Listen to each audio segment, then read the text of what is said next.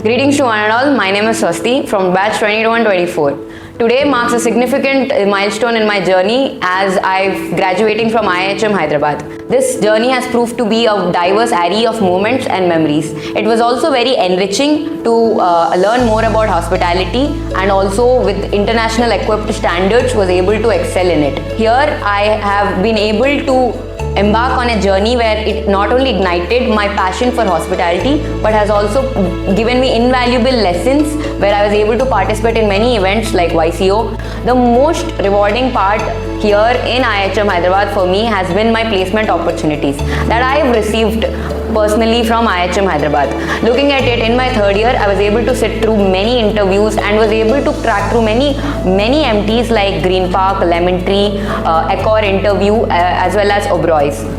It is a very enriching journey for me. Reflecting on my journey here in IIHM Hyderabad, it fills me with great gratitude and also thankfulness for the way I've been taught here. Let it be foundations that I've laid in technical knowledge or the experience that I've gained here.